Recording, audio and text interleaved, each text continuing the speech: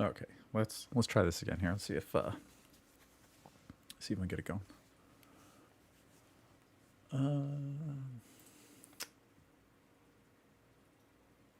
All right, YouTube looks live. How about Kick? Let's get live on Kick here. Is this working?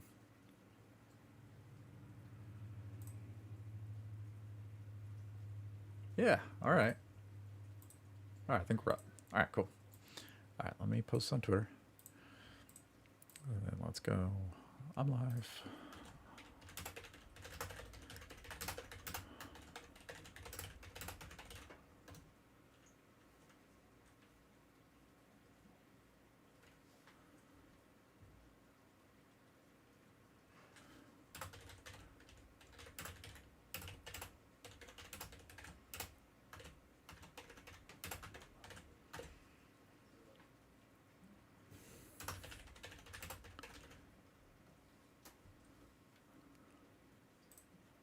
Okay. Now, if we post the links.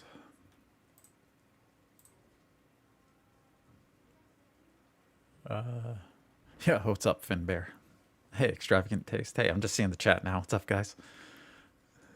Awesome. Wait, yeah, man. All right.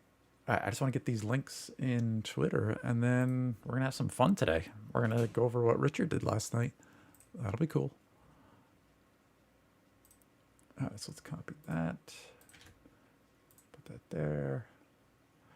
And then figure out how to get my Kick. I think it's just kick.com/DavidFeeder.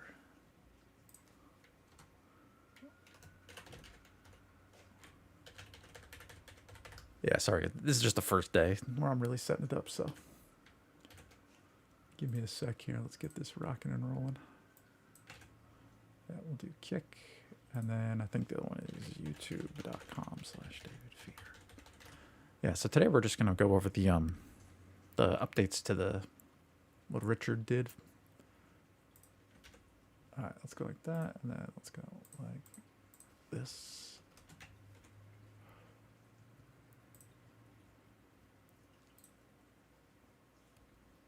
All right, cool.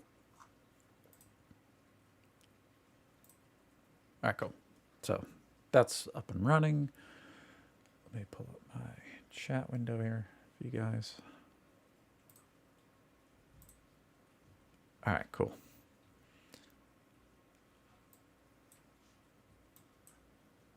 All right.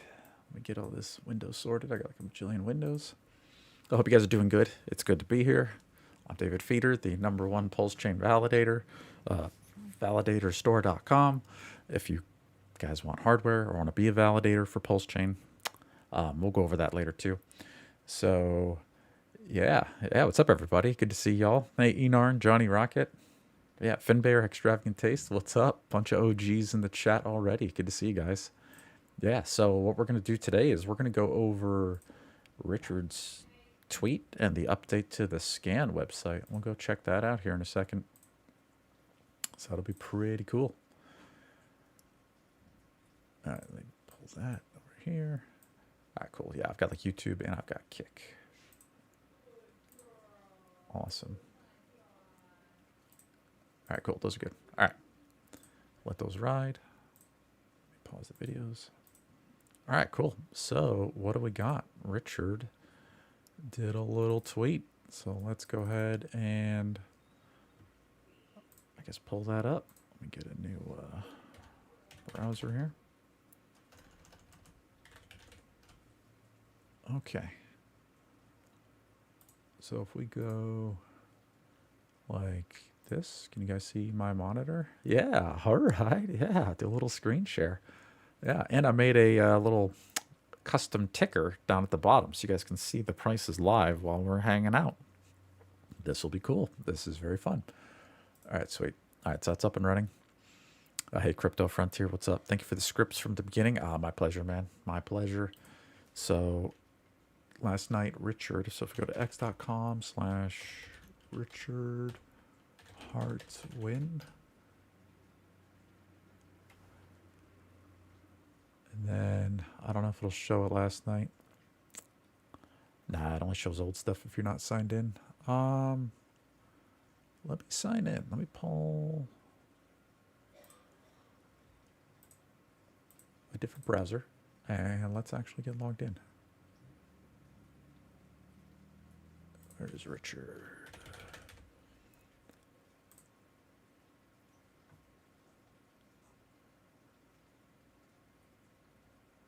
Okay, here we go. This is what we need. All right, so we zoom in here. Let's pull that in.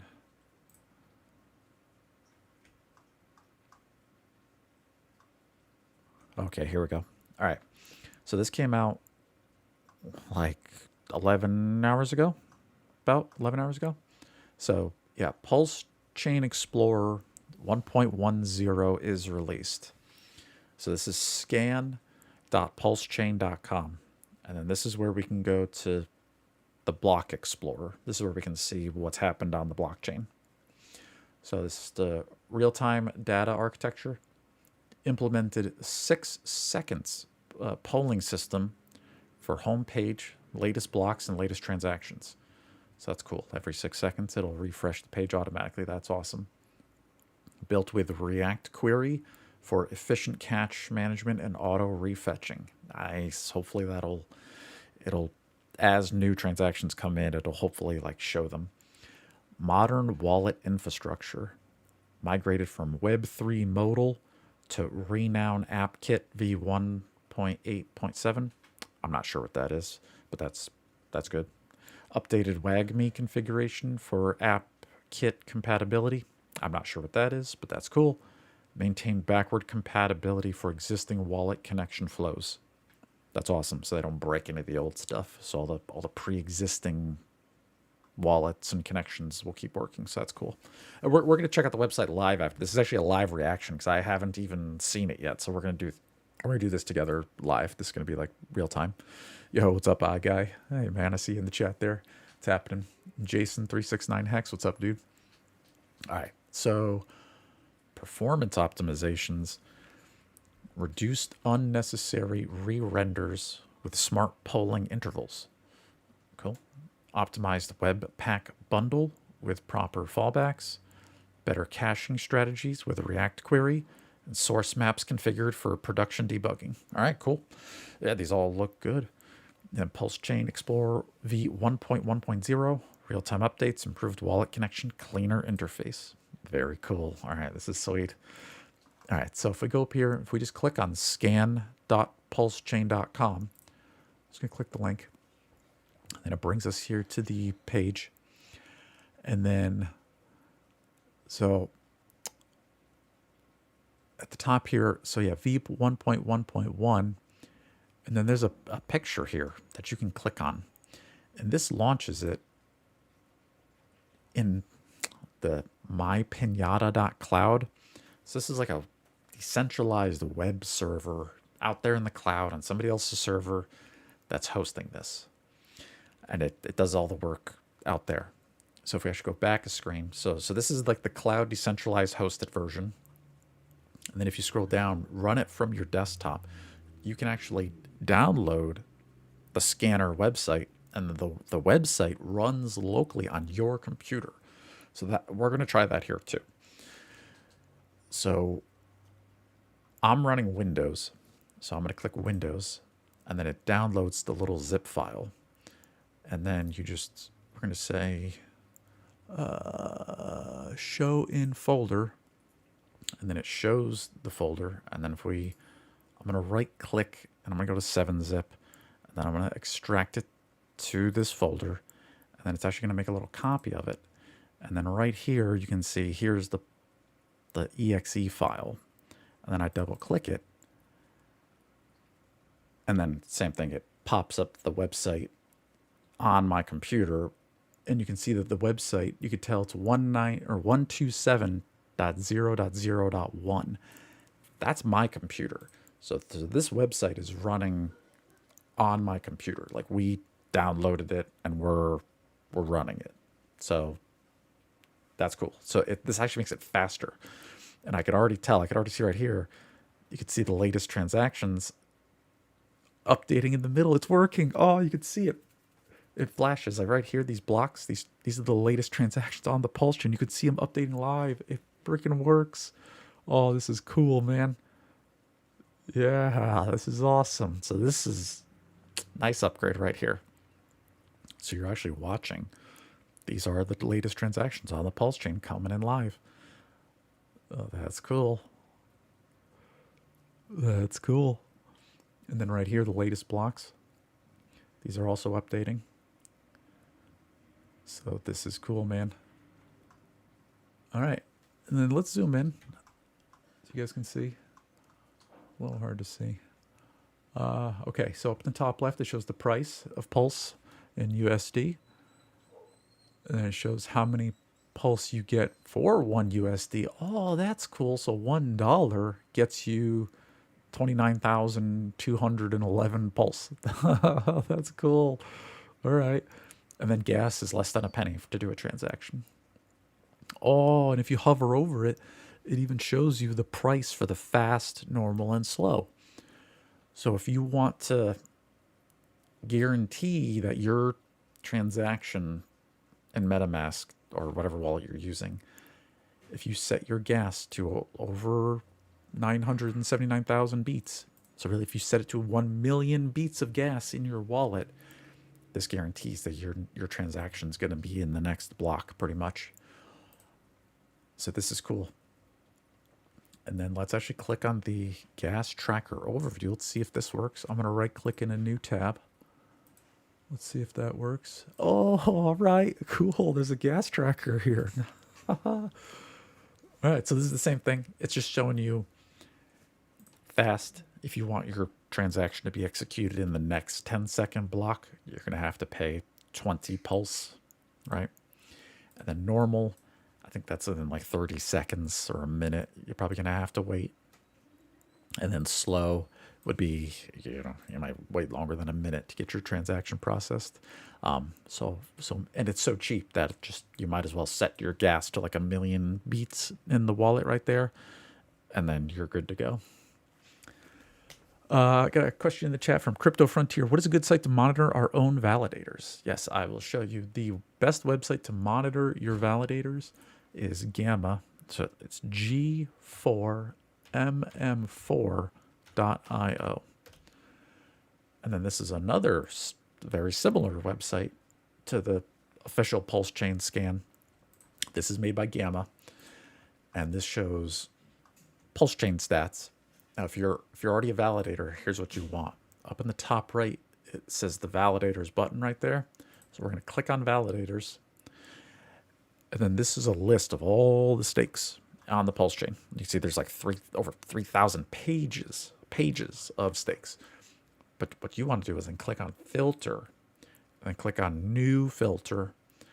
And then right here, you can paste in your MetaMask address that you use to make your stakes. So or you can put in your rewards address where all your PulseChain comes from your validators. You can paste it in right there. And then it'll show you, then it'll filter, it'll just show you your stakes. All right, so it's the validators button, and then the filter button, and then new filter, and then paste. And then that's how you can see your stakes, like filtered for you, just your validator stakes. So yeah, so that's G4MM4.io. That's how you get to that. Yeah, you're welcome, Crypto Frontier, totally. So that's a great site. This also has like how many blocks and what's going on. You can also check the gas. I like to double check the gas price right here too. So you can even do a split screen. Like you can take this and then you take this. And then you can see like, okay, so here's the gas price on Gamma's site. It's saying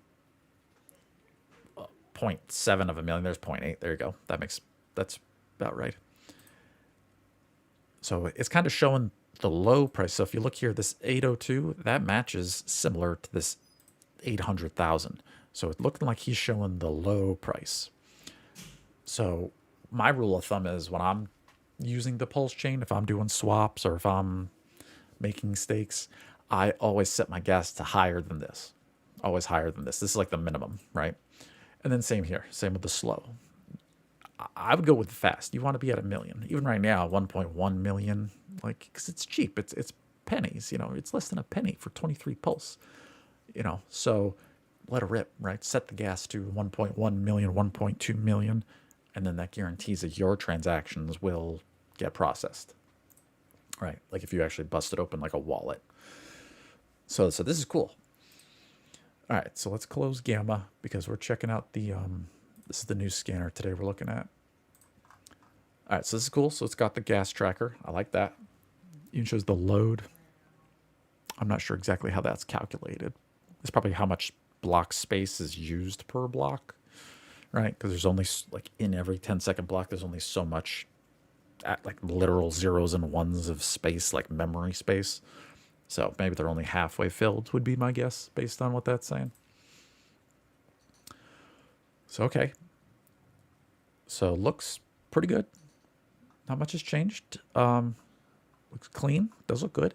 Daily transactions. That's cool. Average blocks. All right. Let's, I don't know. Let's just click on a block. So here are the blocks. We'll click on a block. And we'll zoom out just a little.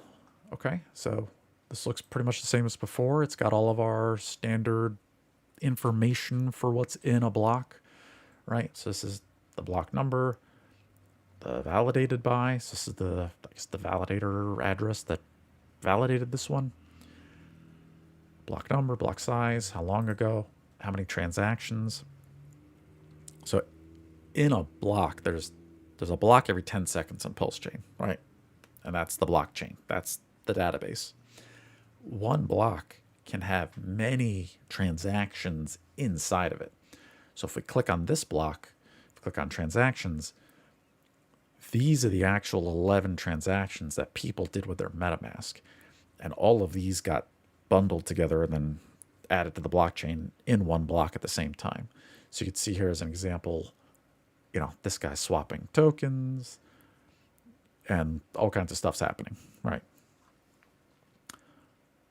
So if we just pick a random example, so like I think this was a swap, we'll just pick a random transaction. Let's look at this. So transaction hash, cool. This was completed.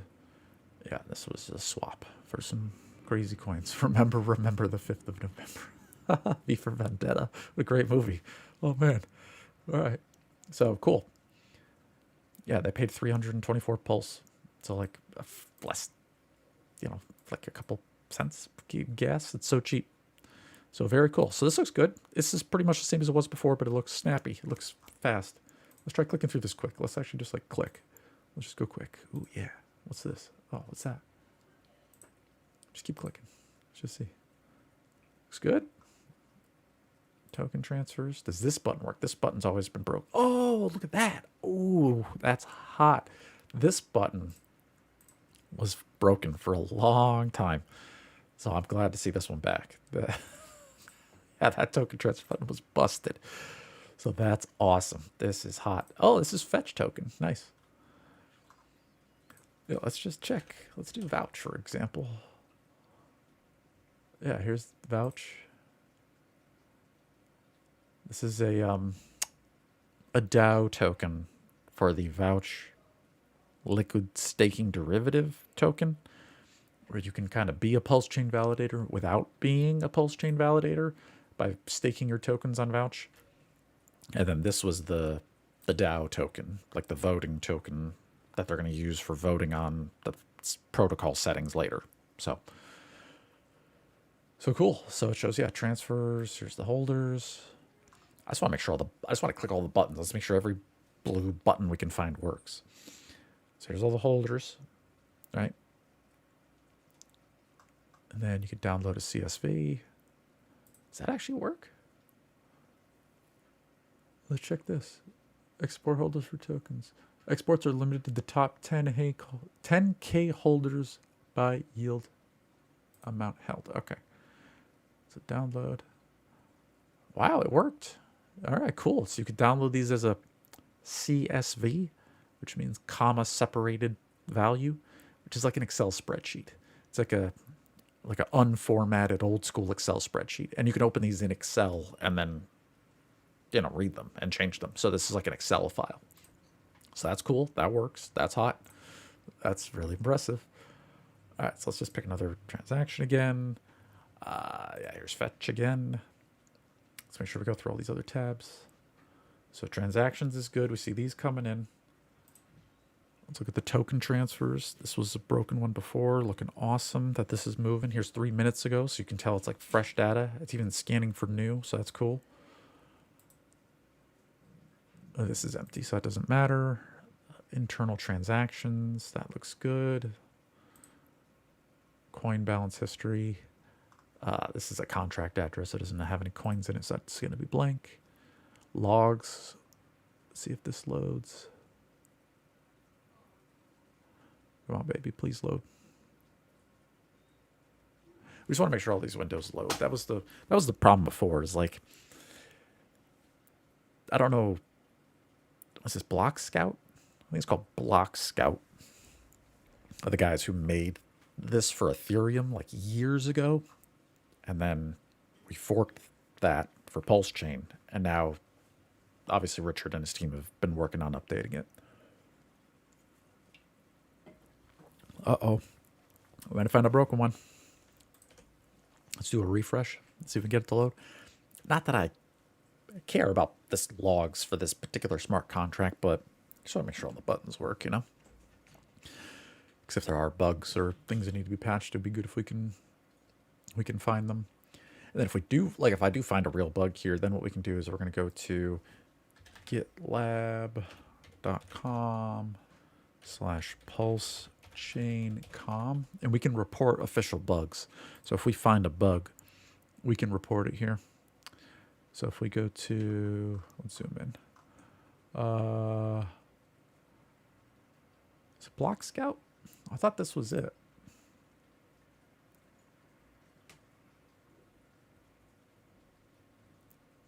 Let's check the updates. Activity. I think this is old. Yeah, this is old. This is not it. This is the old website. Oh, they might not have put the patches up here.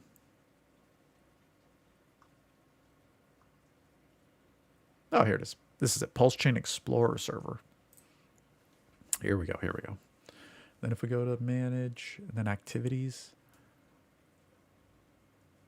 Oh yeah, so Brett just did an update 2 hours ago. Okay, so it's actively being worked on. All right, so I'm not gonna bust Brett's balls, or I'm not gonna post this as a bug yet, because what we can do is, when we want to be helpful, right? Because this is open source software, and we want to help Brett as much as possible, make his life easy, right? We'll go to here, and then we can. I might have to sign in. Let me sign in. Let's try it.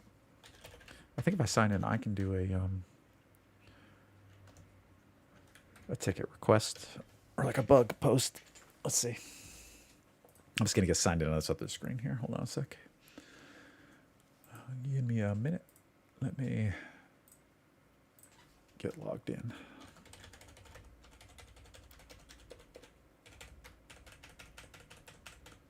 Yeah, this is fun. We're gonna. Yeah. There's updates happening all the time. This is great. I'm excited. My GitLab.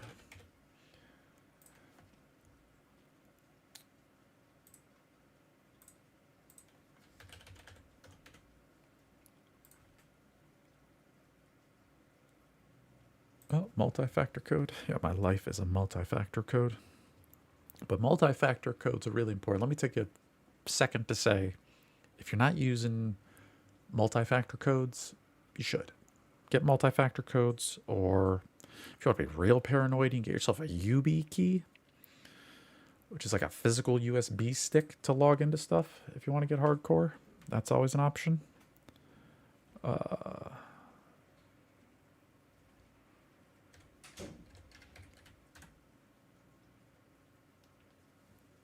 Okay, So now let me pull this over. Because now I'm signed in. So now if we go to PulseChain Explorer server, then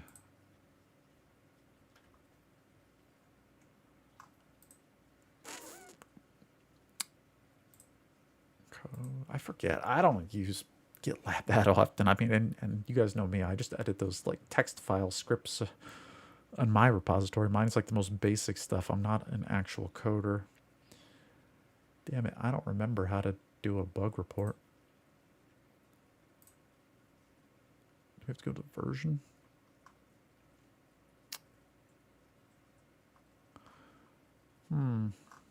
Yeah, it'll come back to me. It's not important now. Yeah, whatever. All right. Oh, it loaded. Hey, all right. So patience. Patience is key. So now we know the logs window. And this contract has a lot going on, right? This is a fetch is a oracle that collects prices from Ethereum and Coinbase. It's like Chainlink, kind of, but open sourced. Well, not open sourced. I mean like decentralized. Like other people can run fetch nodes. So if it's got a lot, it probably just had a lot of data, which is why it was taking a while to load. So that's good to know. All right, so now let's go to the contract tab. Let's make sure that works. Instant, boom. Oh, look at this. And then, yeah, it shows you all the stuff. It even shows you the arguments, liquidity, issue, multi-sig, community issuance, multi-sig. Wow, it shows the addresses right there. Amazing. Yeah. Very cool. This is awesome. Hey, what's up, David Morales? Good to see you, man. Tarnwig, Danny Boy, and Rain Mac. What's up, y'all? Good to see y'all. Thanks for being here. Everybody watching live. Appreciate you guys. I'm going to be doing this every weekday. I'll be here every day. We're going to start hanging out more often. We're going to have some crypto fun. We're just going to tinker and just play. Hopefully find click buttons nobody's clicked before, you know. Do some tutorials, have some fun. That's what I like doing. This is my kind of stuff. And we'll talk about validators too. We'll build one live eventually. We'll do all kinds of stuff. We'll do like nodes. We'll do RPC. We'll do it all. We'll have some fun. But today this is cool because now we got this new scanner website. So this is a perfect opportunity to check it out. So, all right, the contract button works. That's cool. What else we got? Transactions button. Let's see if these load. Yeah. And then will this auto load in 10 seconds?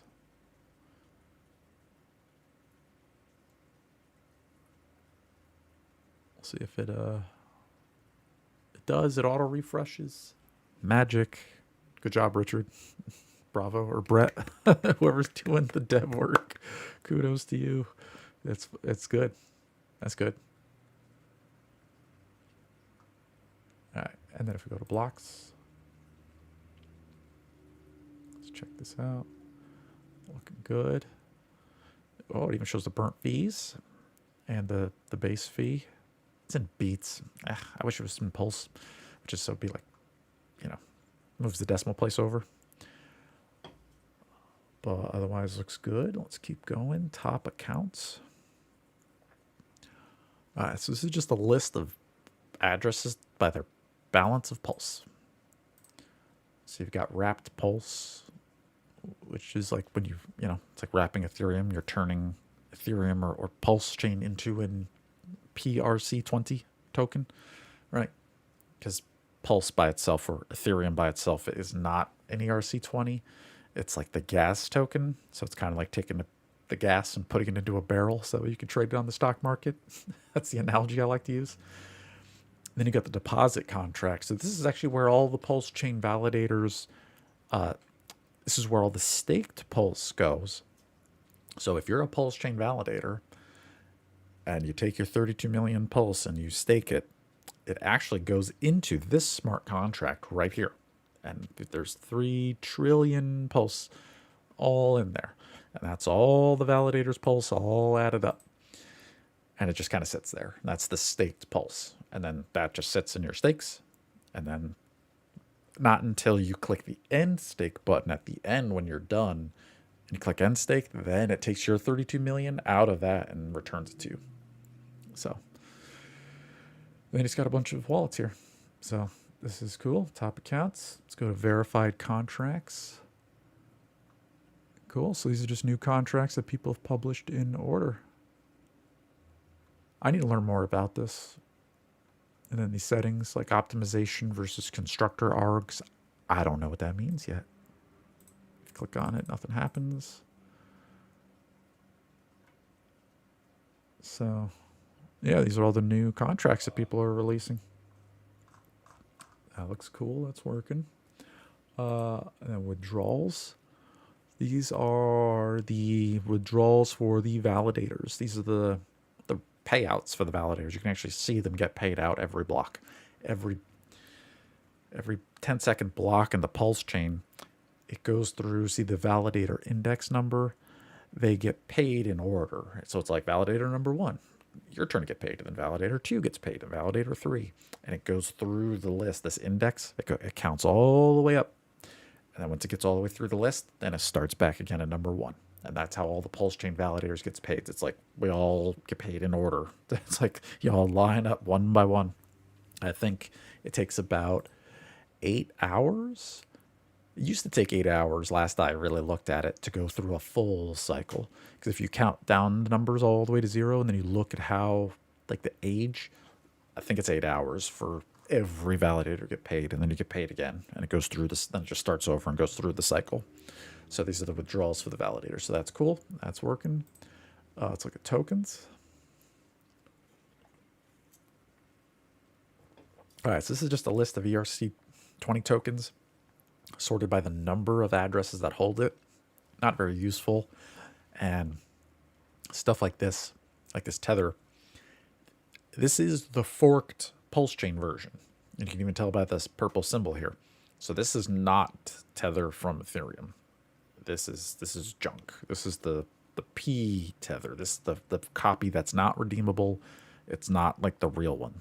So but most of these are going to be this way. Same with this USDC. This is not the real USDC. This is P USDC. All right. So that's cool. Verify contract. I've actually never used this before, but this is where you would put in like a smart contract address, and then this is where you would pick like the license. Yeah, I've never done this. Verification. Yeah, see, this is, I need to watch a tutorial about this, to be honest with you. I need to see somebody actually use this, because I don't know. I've never used this before. I'm not really a smart contract developer. So, you know, yeah. Hopefully, does anybody else have a tutorial out there? I don't know. Anybody? I don't know. Leave in the comments below if you know anybody who knows how to verify and publish contracts, because I have not seen this. I don't know what you would do this with, you know. So, let me turn off those pop-ups. There we go. So, hey, Hex Clips, what's up, guys? EJW, call my fork stablecoins junk, bro. Yeah, dude. From Sami. Yeah. Yeah, man, your fork stablecoins are junk, bro. Unless you're the guy who knows how to mint them. Because whoever's doing, I'll say it, whoever's minting the P die, like, whoever can just go there and click the button. Yeah. Like this, so this is P die, right? This is the forked version of the stablecoin. So this is not on Ethereum. This is the PulseChain version that was created at the moment of the PulseChain fork 2 years ago. Oh, it's actually, oh, it's loading. We just gotta be patient. This is good. I wanted to test this too, because like that was part of the problem with this website before, is like some of the data just never loads. So maybe if we just give it more patience now, let's see what happens.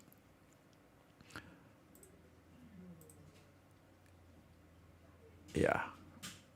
Yeah, this is what we used to be seeing. Was it just won't load. Let's try a refresh. Okay. Yep. Yeah. Okay. So, all right. So just maybe a refresh helps. Just hit that F5, give it another shot. Because now it's, all right. Yeah. 1 minute ago. The holders and the transfer still are loading. It's thinking. Oh, there we go. Okay, it loaded. All right, so a little patience and an F5 doesn't hurt. All right. Let's look at holders. All right, that was fast. And then contract. Yeah, okay. All right. All right, that looked pretty quick. Okay. So so this is like PDI. So, right now there's the max total supply of like 44, is that billion? Yeah, 44.3 billion. So if you're the guy who knows how to mint this and go to the smart contract, because you can come here and then you go to read and write, and then you can go to write, and then you can mint. But there's like, it's crazy. And only like the most, you got to be a hardcore like developer crypto nerd, and you got to know the maker contract on Ethereum and how it works, and then figure it out, and then you can come here and mint your own PDI, right? And then just sell it. So if you know how to use this, I mean, that's cool. Good for you. Like, that's great. So I personally don't. I don't know much about Maker. I mean, I know what DAI is on Ethereum. And what I don't like about DAI, the reason I prefer USDC from Coinbase or from Circle, I do personally, I prefer USDC because it's like audited. Whereas the DAI, well, I mean, DAI is audited. The only thing I don't like about DAI is that it has Tether inside of it. And we could even check. We could ask Grok. We'll do that another time. Not today, but we'll deep dive into DAI and what's really inside of it. Because I think inside of DAI, inside of like the real one on Ethereum, there's USDC, I think there's Tether, and there's treasuries, like US government bonds. The only thing I don't like is the Tether. The US Tether is junk, in my opinion. It's not backed by anything. They don't have any bonds. They don't have any treasuries. They don't have any cash. Those guys are just, from what I've seen in my speculation, is that Tether is completely unbacked. It's just poker chips. You're just gambling. Like, it's not backed by anything. It's Fugazi. So if 33% of DAI is Tether, I don't like that. That's 33% junk. I don't want that. So that's why I prefer USDC, because USDC is like cash and bonds held by the Circle Bank, which it used to be Silicon Valley Bank until it collapsed till that Friday, like 2 years ago. That was crazy. That's why the FDIC, the Federal Deposit Insurance Corporation of the government, the place that,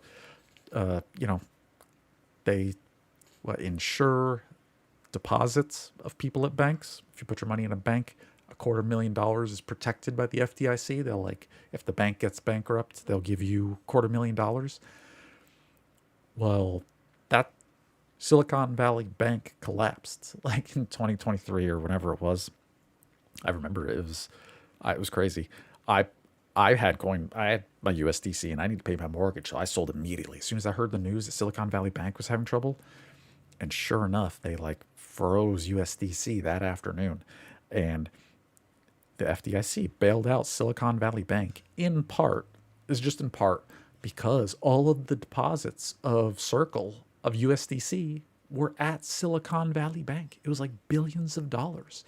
So the FDIC saw that and they're like, oh my God, like this'll, along with all the other deposits, there were other megacorps in there as well, like other banks, a lot of other people had their money along with all of basically USDC, right?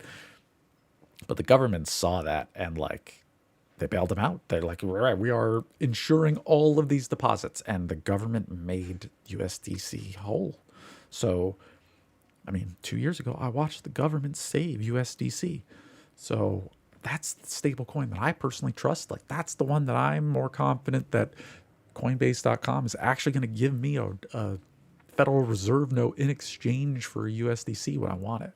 So versus Tether, I've never even tried to redeem a Tether for an actual Federal Reserve note on their website. I don't even know. Yo, Coin Investor, my man. What's happening, bro? Hope you're doing good. Love your music. Good to see you. So we talk about USDC. Yeah. So I trust USDC way more than I trust Tether. And by extension, DAI. because I think Real Dai has Tether in it, and I don't like that. It's got USDC in it too. That's cool, but I don't trust it. I don't trust it. So, yeah. All right. Any other cool buttons on the scanner? If we just pick a random transaction. Well, let's try all these tabs. All right, so this is just a transaction. There were no tokens, no internals, no logs. State, that loaded quick. Oh, this is cool. Oh, this shows you like the change, like a before and after snapshot. Oh, the current state is updated when transaction takes place on the network. Below is summary of those changes. What? So this address went negative 60 pulse, and then this address, oh, the validator. Oh, it shows the validator went up 0.000094 pulse. What? What? You cheap bastard! What are you doing? That's like a fraction of a fraction of a fraction of a penny of gas. Like, come on, man! Tip your validator better than that. What is that? That's like dust. Oh man! All right, that's cool. That works. That's cool. If we just go to this address, and then I just want to make sure the buttons work. Transactions work. Token transfers. There's 6 here. Let's make sure this loads. This one I always used to struggle loading. This is the tough one, the token transfers tab. And a lot of people need this. This is when like you send somebody USDC and you want like a receipt. This is the website right here where you kind of want it. All right, let's hit a refresh because that was not loading. Come on, baby, you can do it. Yo, Hex Kong, my man, coming in with the $1.99 super chat. Yo, what's up, brother? Hope you're doing well. Hell yeah, man. I'm doing great. Hope you're doing good, Hex Kong. Appreciate you. Yeah, man. Thanks for being here. Thanks for the super chat. Appreciate that. So, uh-oh, I'm a little worried about this token tab, though. It's not loading. Damn. Man, that's a bummer. I don't know what's causing this. I think this is the RPC server issue where Hexkong, I did that to beat the 5-min chat requirement. Oh, okay. Oh, man. You don't have to do that, but I appreciate you. Thank you. You're the man. Yeah, so this was broken before. And so what I think's happening is I think, because we're running this web server locally, right? Like this is running on this computer right here. So this website is going out to rpc.pulsechain.com, and then it's contacting that database and requesting the data. So what I think is it's either the indexer on the RPC page or I don't know. I feel like this is like the database of the RPC server is like choking. So let's hit it with another refresh. Oh, see, it's like trying. You can see like the lines like freaking out down there. It like wants to, man. It wants to load. Come on, baby. Dang. This is like critical. I mean, I'm not gonna lie, this is important. Like this feature really needs to work. Hexkong says, better $1.99 better than the validator tip, at least. Yes, it is. Yeah, you do way better than that other validator tip. Now, to be fair, for some other validator tips, I've seen 1 million pulse in a block one time, which is crazy. I think that might have been like a sniper bot made a mistake and just way overpaid somebody. It's got to be something like that. Let's click on tokens. Damn, dude, that token transfers page. All right, let's find a new address. Like, that's a contract. Let's just find a different wallet address here, just a random wallet. Here, let's go to transactions. So these are the latest PulseChain transactions. Yo, what's up, Fast Abdul? I'm here for the tech. Hell yeah. Good to see you, bro. So yeah, so let's pick a random wallet. And this guy doesn't have any token transfers.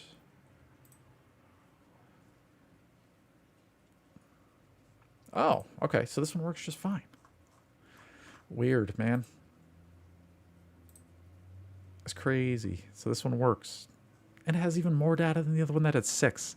So I don't know what's up with that. Yo, HexCong, here's a coffee to kick off the daily streams. Cheers, man. I appreciate you, HexCong. Thank you for the drink. Yeah, cheers. Much appreciated. So this is so weird. It's working for the big token transfers page. Like, this one has a ton. We're scrolling down. This is Wrap Pulse here. I don't know why that would work. All right, let's pick a different address. All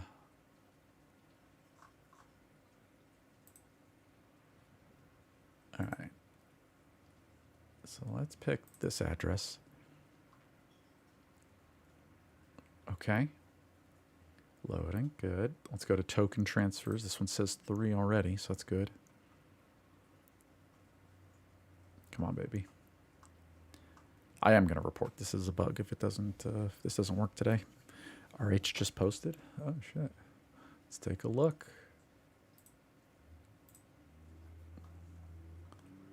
Richard. There we go. However stupid you think the average person is, half of people are even stupider, with a sprinkling of irony. These two threads next to each other. And it's not that they're stupid. They're maliciously ungrateful and spiteful. It's amazing.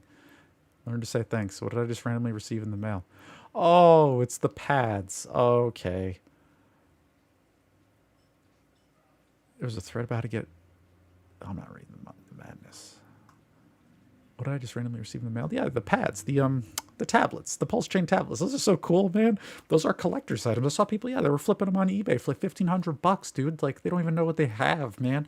Like, I want one of those, man. Those are like collector's edition now, dude. You know how many like Hexicans and Pulsekins want those things, dude? Those things are awesome. They're cool. Yo, what's up? Dothy, hey, and thanks from Dublin. Yo, man, much appreciated. Thank you for the €5. I appreciate that, man. Cheers to Dublin. Much appreciated. I've never been to Dublin, but it is on my bucket list. Definitely. Before I kick the bucket, I want to go to Dublin. So hopefully I'll see you guys there one of these days. Okay. So yeah, if you get one of these in the mail, hang on to it. That's a collector's item. That's rare. Yeah, well, maybe not rare, but like however many they shipped, if you get one, hang on to it. I promise you. Even at the very least, just hang on to it for your grandkids or your kids. Like when you're older, that's going to be worth money on eBay, man. That's a collector's item, I'm telling you. Like, that's some hot stuff. Like, that's cool. Plus, it's just cool. It's just fun. Hexagon, the caption of the thread was saying they weren't sure if it was going to blow up when they turned it on. Oh. Oh. Yeah. Well, yeah, I mean, I thought it was a pretty cool idea. Once I heard about it, at first I was a little underwhelmed, to be honest with you. But then once I was like, oh my God, like these things are like actually, the kids will love them. That's really what got me. Is like, the kids, you know, like they'll just be drawing on it, doodling. It's fun. It's just a neat little toy, actually. It's just a cool, like, toy, right, for kids. And then it's got the branding on it. And then get the subliminal messaging going. Very clever. All right, so let's see what else Richard said here. Let's read this. Ethereum. Imagine you received a free gift, or a free, useful gift. And the third sentence on it was, we hope you'll like us and learn about free open source technology like Ethereum, which was 31 cents in 2014 and nearly $5,000 in 2025. Oh my God. I mean, I remember sub $100 Ethereum. I remember that. You surely wouldn't be ungrateful, disrespectful trash, right? I see this time and time again. People spitting in the face of those who give them free things. It's pretty disgusting, really. I mined Bitcoin free. Hex was free for Bitcoin holders. PulseChain gave a free copy of all tokens on Ethereum with ETH balances. There's even tons of free and open source software. PulseChain even raised $27 million for medical research charity. True. Here's what your mama should have taught you. When you receive something useful for free, say thanks. When someone promotes free and open source software to improve the world, say thanks, especially if it's software you also support. When someone teaches you something that might make your life better, say thanks. When someone brings attention to the causes you care about, say thanks. How many people are willing to spend their time, their effort to promote what you care about? I wish more people would spend their time and extended great effort promoting the things that would make the world a better place. I had a better place. So awesome. Yes, that's why I'm going to be doing this every day now. I wish more people would spend their time expending great effort. Yep, that's why I'm here every weekday. I'm going to be doing a minimum of an hour. It's already 4 o'clock, so we're in for an hour, but I'm going to be streaming every day from here on out. So we'll take off weekends. But yeah, that's what it's all about. So hell yeah, that's awesome. Retweet that. What else did Richard say? I can either link you the forum to have your brain hurt by the stupidity there, or I can have you think I'm overreacting. I choose to save you at the risk your opinion of my temperament. What? I choose to save you at the risk your opinion of my temperament? What? I don't know what that means. Rocking, are you making anything with Pulse providing a node? Rockin' 911. Yeah, so all I've made, I just made just open source software, and they're really just like, they're just like scripts. So if you go to gitlab.com/davidfeeder, this is the open source software that I made for validators. All right, so yeah, so gitlab.com/davidfeeder, and then this is my GitLab. And we're going to scroll down, and then we're going to click on the, am I in the way? You guys see that? Yeah, you see it right here. It says the PulseChain Validators project. We're going to click on that. And then right here, we've got these files. So these files are kind of what I made to help validators. They're like scripts, sort of. I should just made this recently with Grok. This is like a tutorial or like a help file. So these are like command instructions for, I mean, you can read all this. I don't have to read it. It's all to you. But these are not executable scripts. Instead, these are text files that serve as copy-paste guides. Because what I wanted people to do is, so if you start with install validator, this is the first one. You start with this and you click here. And then you download this text file. You can just download with the little download button. All right, it gives you a copy of it. And then you can open this in a notepad in Linux. And then I just made this, so you just copy and paste. You just copy line 3, and then you go to your terminal in Linux again. And then you would paste it right in your like terminal window. Boop, you pop it in there. Right, so you do line 3, and then you do line 5, and then line 7. Just copy and paste adventure. And then that's what sets you up a PulseChain node. So this is kind of my contribution to the open source community, you could say. And a lot of this I got from like Ethereum, right? And the Ethereum validators, because we're doing the same thing they are. Like everything we're doing is almost identical to Ethereum, right? It's the same because we're just a fork, right? So whatever pretty much they've got, we've got.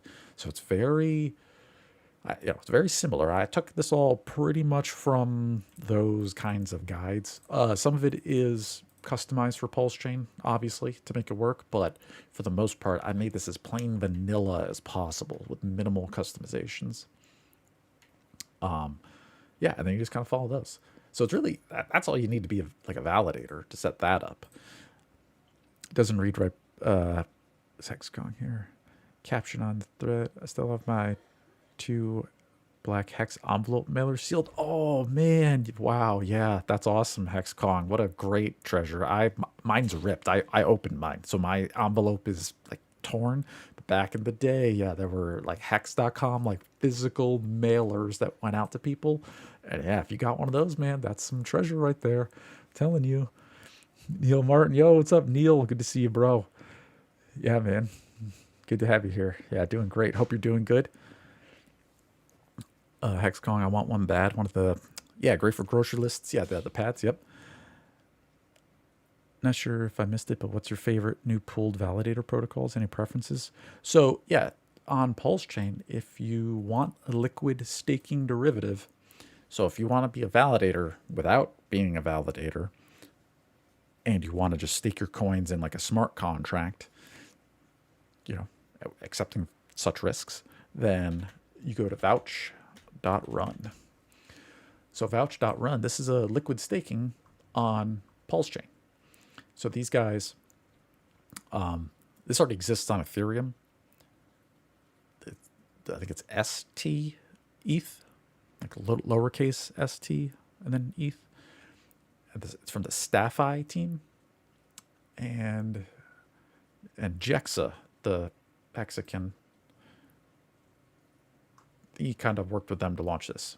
So this is cool. This is cool. If you want to do a liquid staking derivative token, this is cool because these guys already did it on Ethereum. They forked it for PulseChain, and yeah, so you can basically come to vouch.run and you can stake Pulse without being a validator or without buying any hardware, right?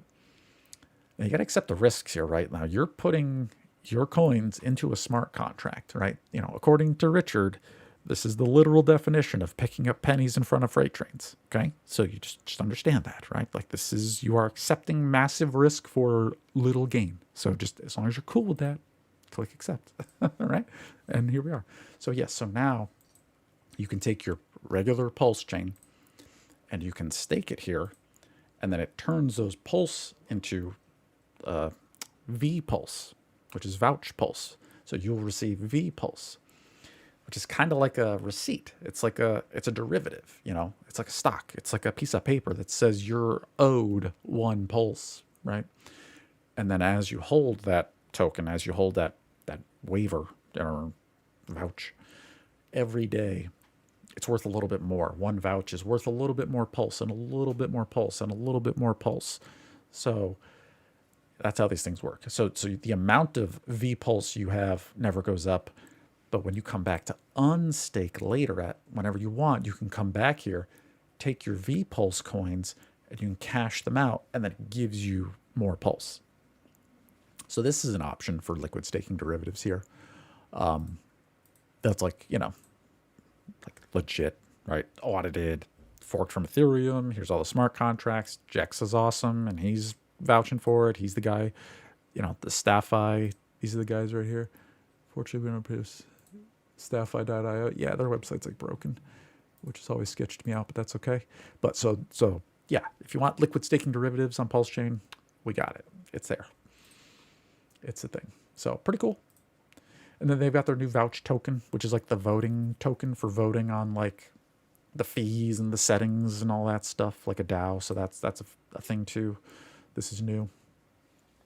So that's pretty cool. You can be a validator for Vouch too. All right, so this is, yeah, so let me also explain this while we're going deep. Let's do a quick deep dive on Vouch, even though I have videos about Vouch on my YouTube, like actual videos. But so if you want to be a validator, let's say you bought the hardware, like if you actually, let's go to my website real quick. Let's do the full tour. Go to validatorstore.com. Yeah, okay, so this is my website where I sell validator hardware, right? Because you need a computer to be a validator. So if we scroll down here, and then hardware, yep, so this is the validator kits that I sell. So you can get like it's a Intel Asus NUC computer, little mini computer, tiny little guy. And then I buy RAM sticks, and I buy a 4 terabyte hard drive. I buy them separately, and then I install them. And I actually have to put this together with like a little screwdriver on my workbench. I actually have to like unbox this. I take it apart. I put the hard drive in. I put the RAM in, and then I got to re-put it all back together. I have to like rebuild it. And then I test it to make sure it works. And then I put it all back in the box, and then I ship it out. So it actually, when you get it, I've actually ripped it all open and reassembled everything basically. And then I send them to people. So once you could buy this yourself on Best Buy and Newegg. You don't have to get it from me, obviously. I'm just doing this as like, I'm a computer guy, so it just made sense for me to make a computer store, right?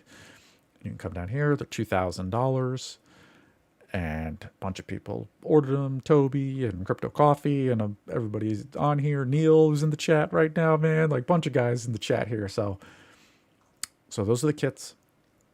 All right, so now if you have a kit, then what you can do is, if you want, you can do vouch. You can come here and you can do a new deposit, and then you can do a solo let me zoom in. Yeah, right up here, you can do solo validator, and then deposit 12 million pulse to register as a solo validator on vouch. Vouch will match 20 million pulse to your node so that you can do a full stake of 32 million. So that's what's cool too, is like, if you want to be a vouch validator, you can actually like stretch it. You can actually have more stakes than you would normally have, because you're taking 20 million pulse from the other people who just stake their coins normally. It takes like the other people's coins from the pool and blends it into your stakes. So it's kind of like hamburger helper for validators, right? It's like filler. It's like extra food in there, Hexcon, Pulse X1 seems interesting too. I messed around. I've heard others too. I believe Pulse X1 is UPulse, and other concept of Outrun seems to be a little better so far.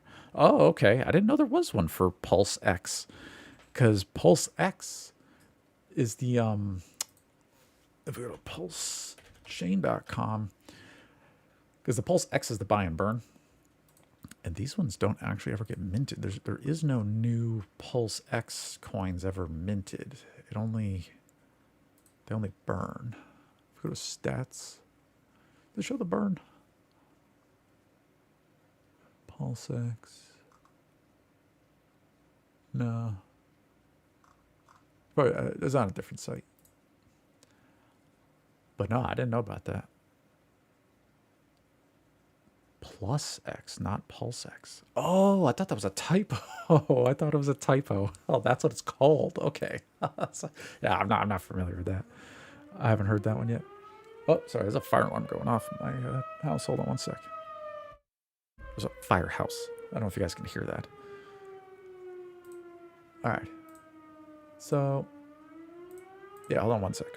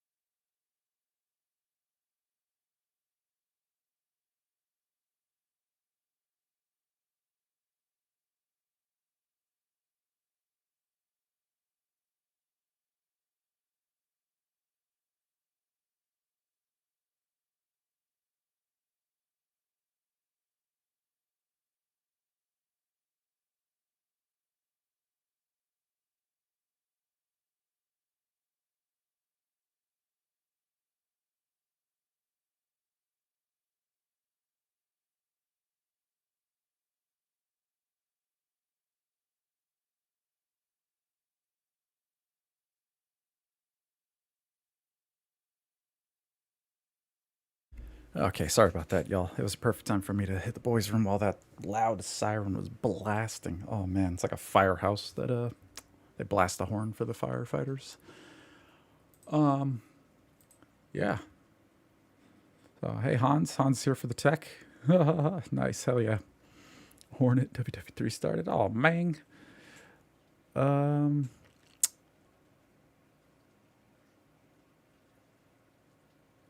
Yeah, Neil. Great for supporting things get tough, very knowledgeable and helpful. Get yourself validated and join the community. Absolutely. Yeah. Because if you're, if you're into PulseChain, if you're sitting on the coins anyway, I mean, you might as well, in my opinion, it might as well validate, right? Because if we go to Launchpad, launchpad.pulsechain.com, and then we'll just do the My Cloud Pinata. Yeah, current APR 9.5%. So it's like, man, it's like, I've been validating for 2 years since day one. So every year I get like 9 to 10% more coins. So, like I've got almost 20% more coins than what I started with because of this, right? Like every day you just get more and more coins. It grows, it snowballs, So, and then you take you take your rewards and then you stake those into new stakes. So it's like not only am I getting more coins like all the time, but like I have more stakes than when I started with, right? It's like I have more now, and then they mine even more, and then you can add new stakes faster, and it snowballs. It's just like pushing a snowball down a hill. You just gotta start small. You just start with one, and then you just save up. You say it's a couple grand, right? Because you need the hardware. That's 2 Gs or less. If you build it yourself, you can save some money for sure. And then you got to get the coins. You can start small, and then you just add, little by little. Whenever you got a little bit extra, you chunk it in. Because it's not, yeah, that's how you build it up. It's 6 a.m. in Australia. I guess I have to be early bird to catch a stream. Yeah, sorry, Spirit Hex. Yeah, the reason I picked 3, and I picked this time specifically, was I'm on the East Coast in the United States, so it's like 3 in the afternoon. Not the best. Pacific time, West Coast, like California, it's like lunchtime. So if people are on their lunch break at work, I figured maybe they could pop in for an hour or two and watch maybe. So that's pretty cool. But yeah, Australia, I actually like watching the Aussies when I'm like at late at night. I actually watch them on YouTube because for them it's like noon and they're like live streaming and doing their thing. So I know how you feel, right? This is like my daytime. Hornet, how much electric does it cost? Great question. The Intel Nook? The Intel Nooks are doing, I think, like they're not bad, man. They were like 25 watts or like cheap, like cheap. So that's the cool thing about being a PulseChain validator is the little mini computer, it like only uses a very little bit of electricity. I think like 25 watts or something, or like 50 watts. So it's like, you can run it all day for like whatever you pay for a kilowatt, right? Like, what do you pay? 15 cents for a kilowatt of electricity on your bill? It doesn't even use one a day. So it's literally pennies per day. Pennies. It's cheap. It's nothing. You will make more in PulseChain than the cost of the electricity, even with just a couple stakes, pretty much. Yeah, Rackmain, my mini PC is pretty much idle once it has done the initial sync with the blockchain. Yes, exactly. Yeah, the first like 4 hours when your validator computer is running and it's downloading the blockchain, that's actually when it uses the most electricity. And then after it's kind of synchronized, then it's just chilling and it's like it barely uses any electricity. So it's you won't even notice it on your power bill, pretty much. Like it'll just be another monthly bill basically. Which is what's really cool about PulseChain is that it is like green and efficient. It is actually like this is just like an eco-friendly blockchain, but that's an accident. That wasn't like the like real intention. That's just like a awesome benefit. Because you could say that to people. People are like, you can say like Bitcoin is dirty. I mean, Bitcoin consumes as much electricity as some entire countries, right? And then if you're using coal-fired power plants to do that, that's a lot of coal dust in the air. That's toxic. So that's kind of nasty. A lot of pollution. And then Ethereum, they've got millions of validators. They're efficient though. In Ethereum, they use the same hardware we have, so it's not so bad. But on Ethereum, they've got like Coinbase and Consensus and Rocket Pool and all of the big liquid staking derivative guys on Ethereum. They're running like heavy metal in server racks. You know what I mean? They're not using Intel Nooks. They're using like probably big servers, big expensive power hungry servers. So the big guys, or even like Infura, the guys who do all the INFU, Infura, they rename? Yeah, Infura.io. Yeah, these guys like do the, now part of MetaMask. Oh, great. So these guys do like RPC servers, a lot of the back end infrastructure for Ethereum. guarantee you these guys are probably wasting a lot of money on electricity. These guys probably have a huge power bill to run all this crap. So Ethereum's kind of efficient, but all this extra junk, is it? Probably not. And then for PulseChain, it's like we don't even have half of this infrastructure. We don't have any of this stuff. So we really are just, in my opinion, I think we're probably way more power efficient than Ethereum. Yeah. Because we're not running all this extra stuff on top. We're just doing like small like validators and nooks and stuff. I mean, some guys have servers, I'm sure, but it's not, because there's only, in PulseChain, there's only 52,000 stakes, right? That's how many stakes there are. So one guy could have 100 stakes, or even 1,000, right? So we don't really know how many people this is or how many individuals it is. All we know is this is how many stakes of 32 million Pulse total. So that's all we've got.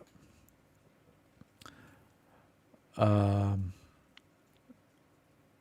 RainMax says my Thailand Nova runs at 12 watts. Yeah, there you go. Perfect. That's, Hey, Hex Monkey. What's up, dude? Good to see you too, my man. May have some old figures given my UPS, but yeah, one server idles like 84 watts, which is pretty nuts. Yeah, RainMac. Yeah, that's pretty good. Hornet, I think proof of work's one of the reasons that has real value, though. Yeah, I mean, proof of work, proof of waste, says RainMac. Yeah, like, the problem, in my opinion, with Bitcoin is, like, it is proof of work, and that's, you proved work. The problem is the work itself that you just did isn't useful in of itself. That sucks. All you did was a SHA-256 algorithm, right? You just cracked the SHA-256 code for the sake of cracking it. That's all it was, by the way. It's just the SHA-256 algorithm, and you're trying to find a hash with a number of zeros in the front. It's like, well, that's not really a useful math problem, is it? Because once it's done, it's over. Then you do the next Bitcoin block in the next 15 minutes. So it's good because you can't fake it. Bitcoin is valuable, and proof of work is valuable because you need to prove the work that you spent the electricity money, you paid the power company for the privilege of cracking that SHA-256 code with a special computer. So you did. That is proof of work. You spent the money, you bought the hardware, you did it. You cracked the Bitcoin code in that block. Congratulations. That is the value. I get that. And that's legit, right? That's cool. But it's not like but a Bitcoin is not a real energy credit. You can't take like a Bitcoin and then turn it into like 1,000 kilowatts of electricity, right? So I think in the future, like future tech, futurism, there will be like actual energy credits. Like it'll be like a Bitcoin, but like a Bitcoin also equals like a gigawatt of real electricity. And you can like hand in the Bitcoin to get the gigawatt of electricity. So I think there will be like an energy credit system in the future for sure. So, but Bitcoin's like evolution one of that. And it's cool. I like Bitcoin. And I'm of the personal opinion, like I'm not worried about global warming. I think the sun changes the Earth's weather patterns more than humans. The pollution is bad, like toxic smog, coal power plants, nuclear waste. Yeah, pollution is bad. But humans need electricity, and we're going to keep consuming more, and we're going to build more data centers, and we're not going to stop. We have to just keep building. It's our destiny, right? Like we're humans. Eventually, we're going to have Dyson spheres around suns and more electricity, and we're not going to stop. So slowing down is not the answer, and building less is not the answer. No, we need more data centers. We need more power plants. We need more of everything. It's, like Elon. We need more planets. We need to go to Mars. We need more everything. So no, I don't have a scarcity mindset. Like there's infinite electricity, there's infinite calories out there, there's infinite everything. You just got to go find it. It's just not equally distributed. So I like Bitcoin, but I will admit the math problem, the SHA-256 itself doesn't solve any problems. Like it's just math for the sake of math, which is okay. That's okay. It just Bitcoin solving the Byzantine general problem of like just the nodes working, just the actual Bitcoin consensus of making the computers talk and agree on the blockchain, just that consensus solution, just that invention was amazing. That alone right there is groundbreaking technology. And then Ethereum took it to the next level, right? With smart contracts. Ethereum is a fully Turing complete computer. You can write whatever code you want and then run it in Ethereum as like a full-on computer, like a virtual computer. Holy shit, that's amazing. Like, wow. And then Richard Hart took it to the next level. He said, all right, well, we've got Ethereum. It's a world computer. It's kind of slow and expensive. It's fucking killing us. Let's make it faster and cheaper. Boom, here we are. Now we've got it. Now we've got so much freaking pulse. And the gas prices are so low. It's like we have the rest of gas for the rest of our lives. Like, look at this shit. Like I don't care about gas prices. I have enough gas for the rest of my life. Like look. It's a penny. It's 12 pulse. It's like if you're a validator, dude, after your first day of validating, you're going to get like thousands and thousands of pulse, tens of thousands of pulse on your first day. So you'll have enough gas for the rest of your life. So I love it. This is, that's what I love. Like PulseChain's like the poor man's Ethereum. It's Ethereum with an infinite gas hack. It's like, wouldn't you want to use Ethereum, but just have unlimited gas or near unlimited gas? Like cheap gas? Yeah, hell yeah. Like that's PulseChain, man. It's just you can click as many buttons as you want. You're not going to run out of pulse, within reason. Depends what you're doing. But that's what makes it fun. It's just like you can do whatever you want. And you've got tons of pulse. There's no limits. You're not going to run out of Ethereum. Here, it's like, oh, I got shit tons for cheap, affordable. So it's cool, man. Hornet says, does proof of stake not make it too centralized? No. No, the proof of stake, because like these 52,000 stakes, it's like we don't know who's got them, right? Could be, we don't know. So not really. Do I think that one human has over 50% of control of this? No, I'm 99.9% confident that no one person has over even 25% of these. Like there's just no way. There's just no way. No, like one guy does not control all of this. There's no way. I personally, I've sold hundreds of validator hardware kits and I know hundreds of validators. Like all you guys in the chat out there are validators too. Like, yeah, we're fully decentralized. We're good. Not one single person controls all this. No way. And then even if they had half, it's like Vitalik has already put protections in Ethereum against those kinds of attacks. So even if you had a lot of validators and you're like, all right, I'm gonna change the next block. I'm literally gonna like change PulseChain. I'm gonna edit the guy's next transaction, and I'm gonna override it. That would cost you, like in Ethereum or PulseChain, if you get caught and your validators don't agree with the other ones, that's when it starts slashing you and it literally deletes the pulse out of your wallet. So for a guy to have millions and millions of dollars of coins and then to risk it to try to attack the network with the chance that it might delete the money in your wallet, it's a big risk. And I don't know anybody smart enough who would even know how to do that. Like, how would you even, what would you change the block to? I mean, I'm sure there are guys who could figure that out, but that's some big brain stuff. It's like, how do you even hack the next block? Like, what would you even change if you could? Like, what would you do with that power, even if you had it? So I don't know. But no, I've no, we're fully decentralized. We were decentralized like immediately within the first 30 days of PulseChain coming out. We were fully decentralized, and Richard already turned off his initial validator, so there was zero chance of centralization at that point. We were, yeah. How much hash rate is BTC on BTT solo and not in the handful of large centralized pools? Probably not much, to be honest with you. That's a great question, actually. BTC mining pools. Yeah, I'm curious. Great question. All right, so Foundry USA. Yeah, they're getting 29% of all the Bitcoin blocks. Ant Pool, they're getting 17% of all the Bitcoin blocks. Via BTC, 12%. F2 Pool, these guys are old school. I remember them. I used to do with them. 10% for F2 Pool. So let's see. Where's let's find the nearest non-pool, like he asked. Mara Pool, Sec Pool, Luxor, Binance Pool, Brains Pool, SBI Crypto, Ocean, White Pool, Unknown, Mining Squared, and Other. All right, so if you count Unknown at 0.86, plus other. If you added them, you could get to like 1%. So about 1% of all of the Bitcoin miners are solo. So 99% are in pools.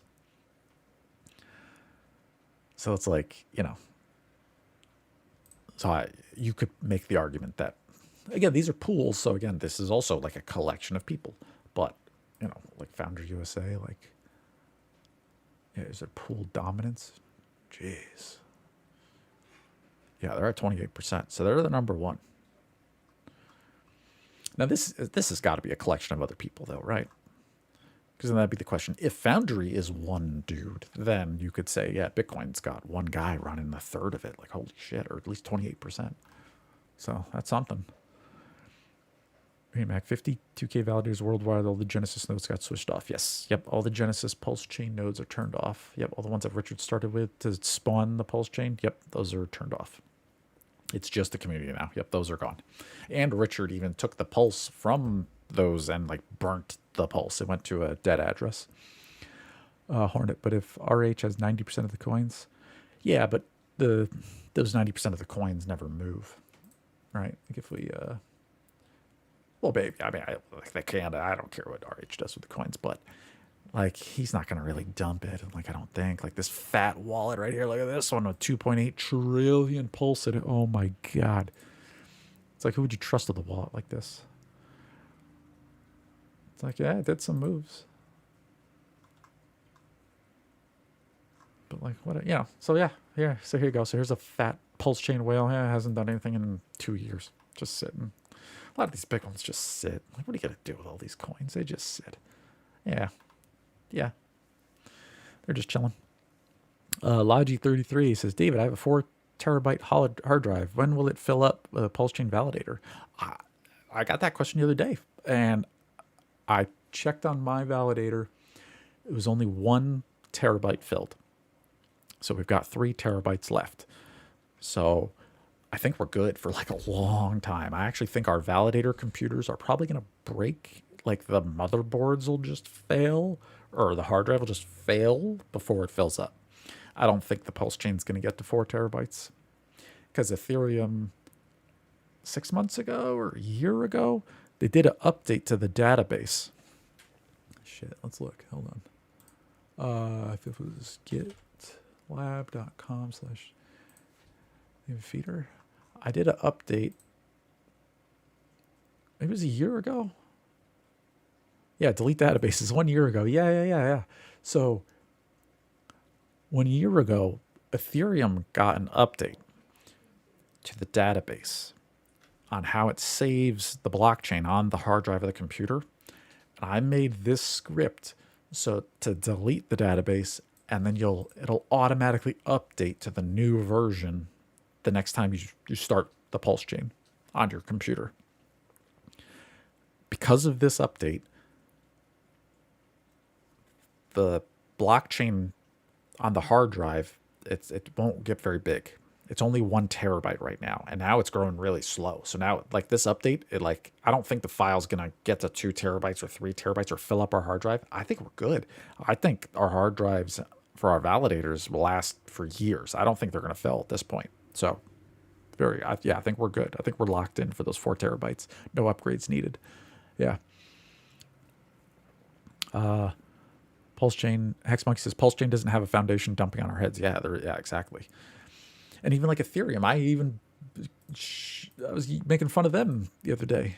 Look at these freaking noobs. Watch this. Where are they? Happy birthday, Hexo. He's 40, you old bastard. I turn 40 in a couple of months. Yeah, look at this shit. Ethereum everywhere. The future of Ethereum isn't just online. It's in the spaces where people connect in real life, build together, share meals, exchange ideas, and dream big. Say hello to the Ethereum community hubs. Welcome to the newest one in Berlin. What? What is this? Ethereum community hubs are where builders and enthusiasts co-work, collaborate, communities gather for events, ideas grow into projects. Launching in Berlin, co-meeting Wednesdays, social meetups, and connect ideas. Blah, blah, blah, blah, blah, blah, blah. Yeah, I think this community space will lead to the selling of ETH to pay rent. You goddamn dumbasses. Like, you fucking idiots. Like, yeah, they're going to start selling Ethereum and dumping it on our heads to pay for some fucking rent to some stupid office building in Berlin. What are you, retarded? Like, what? Like, why? Like, so yeah, so this is why, like, Ethereum sucks. Because you got guys like this dumping on your heads for rent. So guys can come hang out and drink coffee. Like, what the fuck? Absolutely crazy. So yeah, PulseChain does not have any of this bullshit. So we don't have these guys dumping on our heads. You know? Like, ugh, what a waste. What a waste. So, yeah, that's just, yeah. No physical offices, no VCs, nobody dumping on us. Yeah. Yeah, so. All right, guys. Well, that was fun today. I think we can call it there. Yeah, so new scanner, looking okay. We got to keep an eye on that tokens updater page, though. Like when you go to an actual wallet. Let's do it one more time. Hold on. One more time. Let's just find an address. I want to see if... here's a transaction. Here's just a random address. I want this tokens tab, man. Tokens transfers tab. Come on, man. This shit has to start working, dude. This is like the one we want. Hexkong says he heard the UK government sees 160k Bitcoin. Oh, God. What? Good for them. Jeez. Sheesh. That's a lot of coins. And this is a bummer, dude. I'm kind of sad that this page doesn't here work because it's kind of a big one, man. It worked on that other one that had like 1 million transactions. It's strange how when it only has a few, like low number, it doesn't work. But when it was like a lot, it worked fine. I don't know. This must be tough. This has got to be some kind of like, this is like a database indexing issue here where I think the RPC server is just not fully indexed. And they might never be because there's so many new transactions coming in on the PulseChain that the indexing server can never catch up because there's always too much new shit coming in, so it can never index the past, right? It's just like it's not fast enough to ever catch up. I think that's what's up, man. Oh, it sucks. All right, well, I'll make a bug report later on the GitLab for PulseChain. I'll take a screenshot of that. Where is it? This. Yeah, I'll take a screenshot. I'll send it to Brett later, I guess. Just to let him know, because this is kind of one of the most important screens. It still doesn't work. Oopsies. So, yeah. What else I got for you guys? All right, so I think we'll start wrapping up for today. So, yeah, so if you want to be a validator, if you go to validatorstore.com. Yep, so come on down to validatorstore.com. I've got plenty of units in stock right now at the data center. You can be your own PulseChain validator just like me. Scroll on down, go all the way down to the bottom, and fill out this form. If you want to order one from me, I got plenty. Hit me up.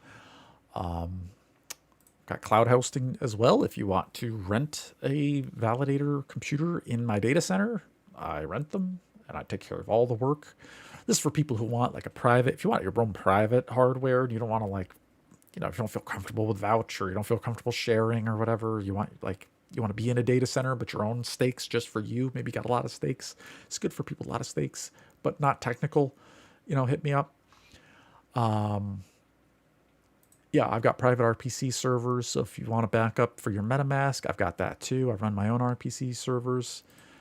I've got alerts. So if you've got your own validator computer at home, I've got a piece of software for Linux that will give you email alerts, offline alerts, CPU usage, RAM, hard drive filled up. God forbid your hard drive did fill up. And then remote control terminal. So with this software, you can go to a website, and I'll do a demo of this soon. I haven't done a demo of this yet, but you can remote control your validator computer from a web browser from anywhere. It's really cool. It's really convenient. This is what I use. So if I'm out on the go, it even works on the phone. So I could be on my phone. This is like, you could be on your phone driving down the highway, checking on your validators. Don't do that. Don't do that. But so you can watch from anywhere, and that's only $25 a month per computer. So one validator computer, $25 a month. You get the remote terminal and the alerts. That's cheap. That was a no-brainer, because I use that for the data center. This is for me.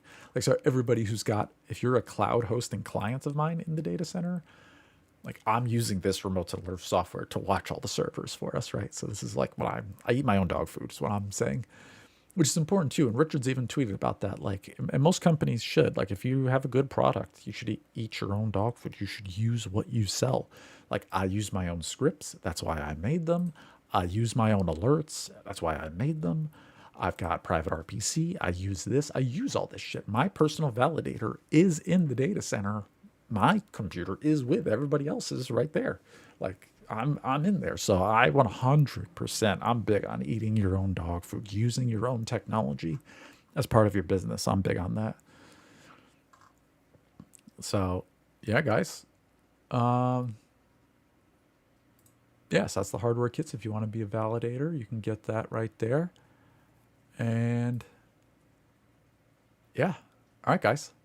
So I'll be back tomorrow. Same time. We'll do another 3 p.m. Eastern stream. And yeah, we'll see what's happening. All right, guys. You guys have a great night. Good to see you all here. Thanks for being here, everybody in chat. And the donos, thank you, HexCon, for that one. I appreciate it. And yeah, I will catch you guys tomorrow. Have a great one. All right. Bye-bye.